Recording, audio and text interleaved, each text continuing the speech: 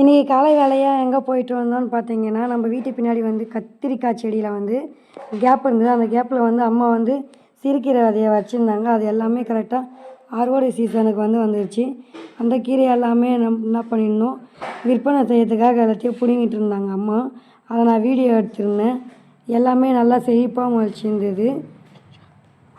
நேற்று நைட்டு மழை பெஞ்சதுனால எல்லா கீரையுமே ரொம்ப ஃப்ரெஷ்ஷாக இருந்தது. அந்த கீரை எல்லாத்தையும் பிடுங்கிட்டு எடுத்துன்னு போய் ஒரு இடத்துல வச்சாச்சு. பாருங்கள், நிறைய எல்லாமே சூப்பராக இருக்குது கீரை.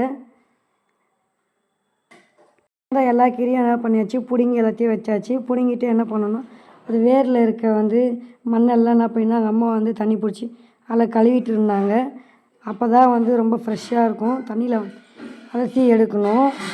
எல்லா கீரையும் நல்லா ஃப்ரெஷ்ஷாக கழுவியாச்சு. கழுவிட்டு என்ன பண்ணணும், வாழை மரத்துலேருந்து அந்த நாரை பிரித்து அம்மா வந்து அதை கட்டை கட்டுறதுக்காக கை ரெடி பண்ணி கரெக்டாக ஒரு கட்டைக்கு எவ்வளோ ஆகும் அந்த மாதிரி வந்து கையில் பிடிச்சி வந்து கட்டை கட்டிகிட்டு இருந்தாங்க. நல்லா என்ன பண்ணிச்சு, எல்லா கீரையும் கட்டை கட்டி விற்பனைக்கு ரெடி ஆகிடுச்சு.